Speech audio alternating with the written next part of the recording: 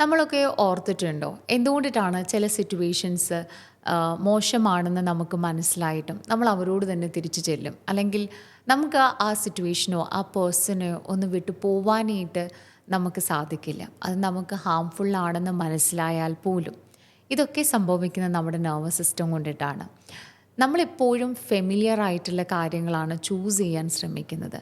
ചിലപ്പോൾ അൺഫെമിലിയർ ആയിട്ടുള്ള അല്ലെങ്കിൽ ഹെൽത്തി ആയിട്ടുള്ള പല കാര്യങ്ങളും പുറത്ത് വെയിറ്റ് ചെയ്യുന്നുണ്ടെങ്കിൽ പോലും നമുക്ക് ഫെമിലിയർ ആയിട്ടുള്ളതൊരു ഹേർട്ടാണ് എങ്കിൽ അവിടെ തന്നെ നിൽക്കാനായിട്ട് നമ്മുടെ ബ്രെയിൻ നമ്മളെ പ്രേരിപ്പിക്കും എന്നുള്ളതാണ്.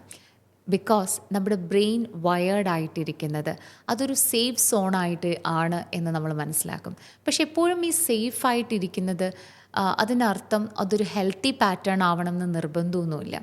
ഫെമിലിയർ ആയിട്ടുള്ള പാറ്റേൺസ് ബ്രേക്ക് ചെയ്ത് അതൊരു പെയിൻഫുൾ ആണെങ്കിലും അതിൻ്റെ അകത്തുനിന്ന് തിരിച്ചു വരിക എന്നുള്ളതാണ് നമുക്ക് ചെയ്യാൻ പറ്റുന്നത്.